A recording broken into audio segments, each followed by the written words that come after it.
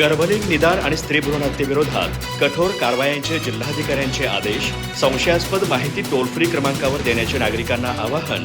अवैध गर्भपाताच्या गोळ्यांच्या विक्रीवर संयुक्त तपासणी मोहीम राबवणार.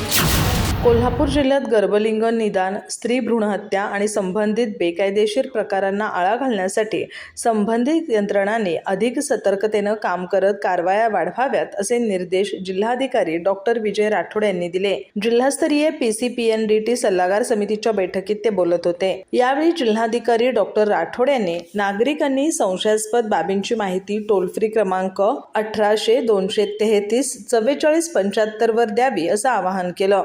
या बेकायदेशीर कृत्यांची अचूक माहिती देणाऱ्या किंवा स्टिंग ऑपरेशनसाठी पुढाकार घेणाऱ्या नागरिकांना न्यायालयात खटला दाखल झाल्यानंतर महाराष्ट्र शासनाकडून रोख बक्षीस दिलं जातं अशी माहिती त्यांनी दिली.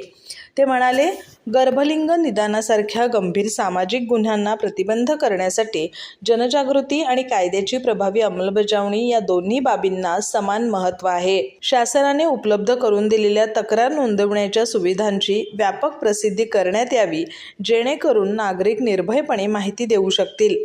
कोल्हापूर जिल्ह्यालगतच्या सीमावर्ती भागांमध्ये विशेष लक्ष ठेवून गुप्त माहितीच्या आधारे छापे, तपासण्या आणि अन्य प्रतिबंधात्मक कारवाया वाढवण्याच्या सूचनाही त्यांनी दिल्या.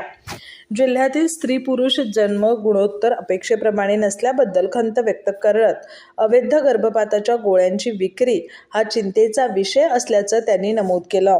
अशा प्रकारांना प्रतिबंध घालण्यासाठी अन्न आणि औषध प्रशासनाच्या सहकार्याने संयुक्त तपासणी मोहीम राबवण्याचे निर्देश देण्यात आले असून नियमबाह्य पद्धतीनं औषधांची विक्री करणाऱ्यांविरोधात कठोर कारवाई करण्याचे आदेशही त्यांनी दिले.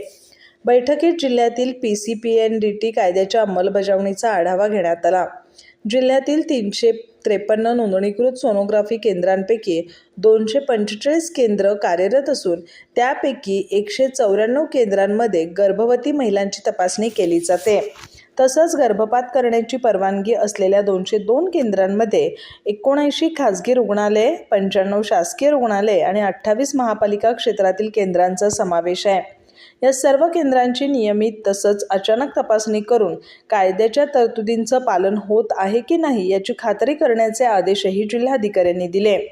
या बैठकीला जिल्हा शल्यचिकित्सक डॉक्टर सरिता थोरात, जिल्हा आरोग्य अधिकारी डॉक्टर अनिरुद्ध पिंपळे, कोल्हापूर महापालिका आरोग्य अधिकारी डॉक्टर प्रकाश पावरा, इचलकरंजी महापालिका आरोग्य अधिकारी डॉक्टर सुनील दत्त संगेवार, कायदेविषयक सल्लागार ॲडव्होकेट गौरी पाटील यांच्यासह वैद्यकीय अधिकारी उपस्थित होते. अधिक माहिती आणि ताज्या घडामोडींसाठी आजच आमचे चॅनल सबस्क्राईब करा.